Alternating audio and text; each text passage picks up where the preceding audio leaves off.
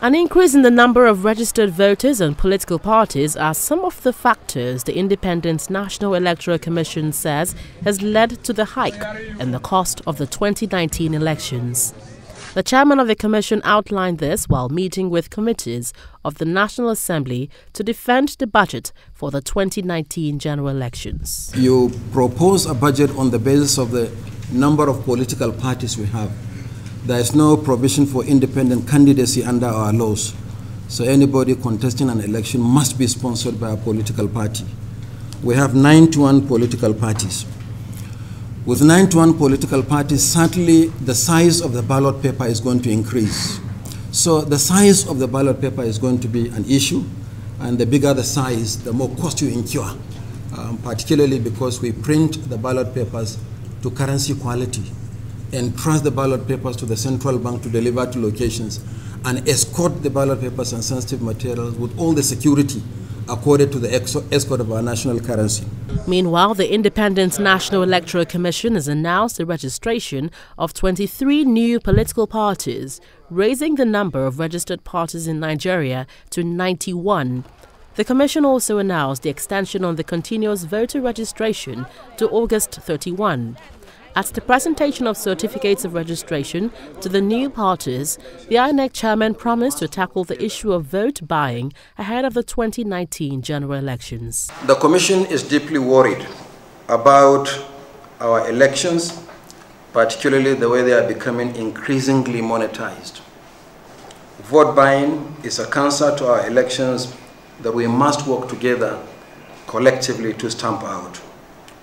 Accordingly, and on the part of the Commission, starting with the Osun State governorship election coming up on the 22nd of September 2018, we will change the way our polling units are administered, such that there will be no room for voters to expose their marked ballot papers between the voting cubicles and the ballot boxes. The acting president, Professor Yemi Osinbajo, has directed the Inspector General of Police, Mr. Ibrahim Idris, to commence investigations into allegations of abuses by the Special Anti-Robbery Squad of the Nigerian Police. In a statement signed by his spokesman, Mr. Laolu Akonde, Professor Osinbajo also ordered the police boss to overhaul the squad with immediate effect to make it strictly intelligence-driven and restricted to the prevention and detection of armed robbery, kidnapping and apprehension of offenders linked to the state offences and nothing more. In response, Mr. Idris ordered the immediate implementation of the directive from the presidency. Part of the arrangement is the appointment of a new commissioner of police to oversee the Federal Special Anti-Robbery Squad, which is what the squad will now be known as. In the meantime, the National Economic Council has set up a committee towards decentralizing the operations of the Nigerian police force. This was disclosed by the National Security Advisor, General Babagana Mungono, at the end of the NEC meeting chaired by the acting president, Professor Yemi Osinbajo, at the presidential villa.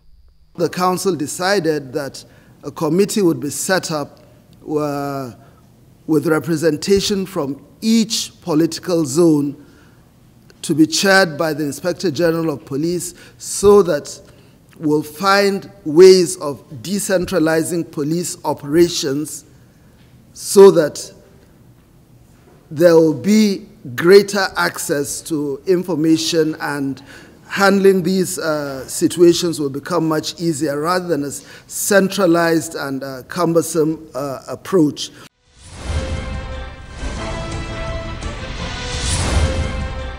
Welcome back. For residents of Idu Sabo, a suburb in the Federal Capital Territory, the state of infrastructure in the area has been poor. The area, which hosts the Idu train station, also hosts several illegal settlements which raised the security threat in the area. On this week's FCT in Focus, we take a look at the plight of the residents of Idu Sabo community. Take a listen.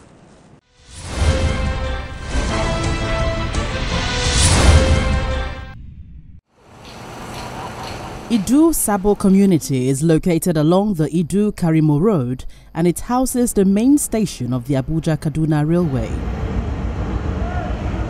Located few minutes from the city center, The layout was opened a few years ago and the new Karimo market is still under construction, but there are infrastructure challenges in the area.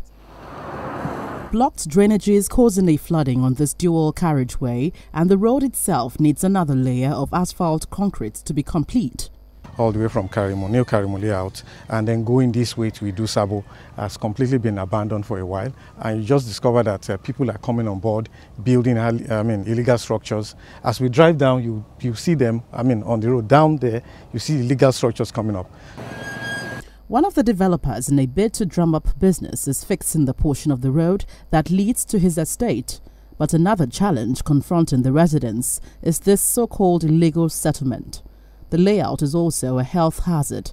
Open defecation beside a poorly constructed school, no drainage system, and poorly erected structures which extends into the major road. These are some of the challenges confronting the residents of the settlement. There is a man that said the father has a land here and is the one that is selling it for people. Him and the mother. We bought the land from the man to shelter ourselves. It is Zuba that sold the whole land for this one. Okay. The father's land. Even this one, all these buildings, it's all of them is the father's land. Did he show you any paper? No. In the estate, fully constructed buildings are left empty, and there are many abandoned projects. They also have their share of infrastructure challenge. This way, there are a lot of uncompleted ones, but on the other street, you have some 90–95% completed. But even at that, most of them have refused to move in because, one, they cannot access easily their apartments. Number two, security is a challenge because of the kind of people that surround the estate. One of the issues come to mind when you visit this district. This state of access road and this settlement are a cause for concern for the residents of the district. They want the appropriate authorities to take necessary steps to fix the access road, as well as taking steps to ensure that the district is free of crime.